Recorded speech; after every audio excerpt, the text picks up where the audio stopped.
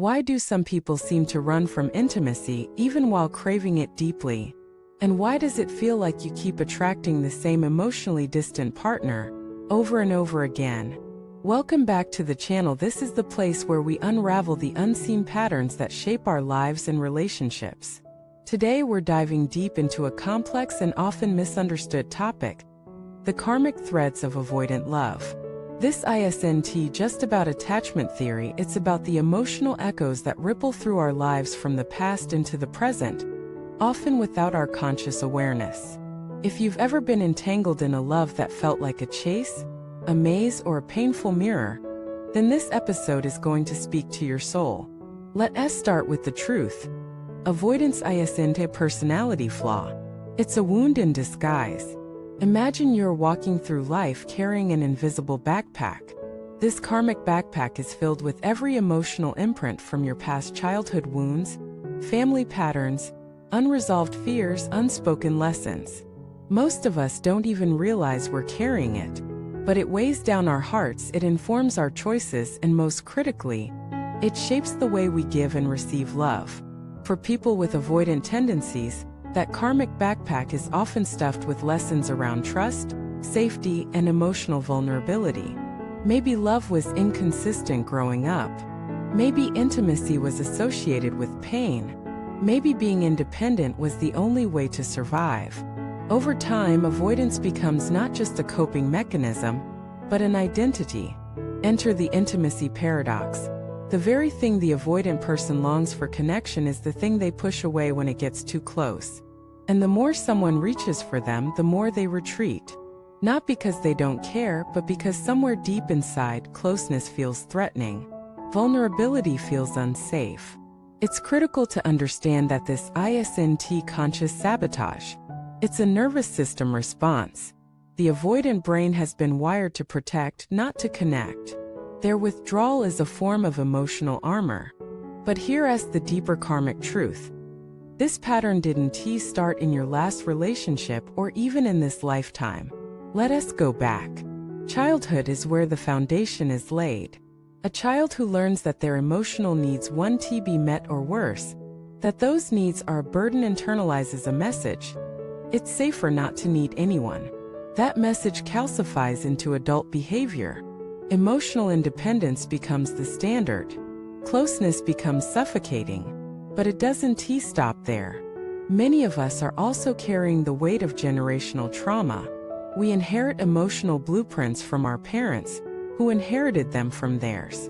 If your lineage includes war, displacement, abandonment, or emotional repression, those experiences can be encoded in your family's emotional DNA. You may find yourself reenacting relational scenarios that feel oddly familiar, like déjà vu. You keep choosing partners who are emotionally unavailable, or you find yourself shutting down the moment someone gets too close. These recurring patterns aren't coincidence, they're karmic echoes, calling for awareness and healing. Avoidant relationships can be frustrating, even heartbreaking, but they can also be powerful teachers. Your avoidant partner isn't just the problem. They're a mirror reflecting back to you the parts of yourself that still long to be seen, healed, and loved. We often form what psychologists call unconscious contracts in relationships. You attract someone who validates your deepest fears: that you're unlovable, that closeness equals pain, that you'll always be left. But the purpose of these relationships isn't punishment. It's transformation. In the presence of avoidance, you're given a choice: collapse into old wounds or rise into new awareness. Ask yourself, what is this person showing me about me? Avoidant dynamics can awaken intense emotional responses. You may feel triggered, confused, unworthy, but these reactions are doorways. Each one is an invitation to pause, reflect, and uncover what's really driving your behavior. Is your need for closeness coming from genuine connection, or from fear of abandonment? Are you chasing them or avoiding yourself? To break this cycle, we have to begin with radical self-compassion. Avoidance, whether yours or your partner's, is rooted in fear. And fear can only be softened by love. Start by embracing your vulnerability not as weakness, but as your deepest strength. Begin to notice the moments when you shut down or run. What are you afraid will happen if you stay open? Trace that fear back. Journal. Reflect. Feel.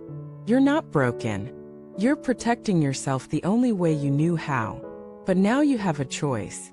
Conscious communication is your next tool. In avoidant dynamics, silence often takes over. But silence keeps wounds alive. Begin to express your needs not from blame, but from truth. I feel anxious when you pull away. I want to understand what's happening for you. Invite dialogue. Stay grounded. Be open. Understand that healthy relationships aren't about perfect harmony, they're about repair. Avoidant individuals need space. Anxious individuals need reassurance. But both need safety. You can co-create that safety through consistency, honesty, and shared intention. The long-term goal is secure attachment. This isn't codependency, and it's not emotional detachment. It's a state where both people feel safe, seen, and supported. You don't abandon yourself to be close, and you don't abandon others to stay safe. Think of it as interdependence. You're two whole people choosing to connect without losing yourselves in the process. So how do you begin to reclaim your love story? How do you shift from karmic repetition to conscious evolution? Start with practical exercises. Begin a daily self-awareness practice. Journal about your emotional triggers. Practice nervous system regulation breathwork, mindfulness, grounding techniques. These help you stay present when your old patterns want to run. Get curious about your lineage. Talk to your family. Reflect on the emotional climate you grew up in. What did love look like? What did conflict feel like? What were the unspoken rules? Then go deeper. Begin to rewrite your relational script. Visualize the kind of love you want, not just in fantasy but in feeling. What does safety feel like? What does being met emotionally look like? Hold that vision gently and begin to embody it. Because here's the most powerful truth. Healing your own attachment wounds doesn't just change your love life, it changes your lineage. When you choose awareness over reactivity, presence over avoidance, truth over fear, you send ripples forward. You teach your children, your community, your future partners what real love looks like.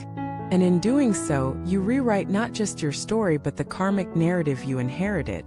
You may never have received the love you needed, but you can become the person who knows how to give it to yourself and to others. The path isn't easy, but it's sacred. Now I want to hear from you. Have you ever been in an avoidant relationship? Do you recognize avoidance in yourself? What helped you begin to shift the pattern? Share your story in the comments. Your truth might be the mirror someone else desperately needs. And if this video resonated with you, please like, subscribe, and share it with someone navigating the storm of avoidant love. Let us create a community where healing is possible and connection is real. Until next time, walk gently, love bravely, and remember, the threads of your story are ready to be rewoven.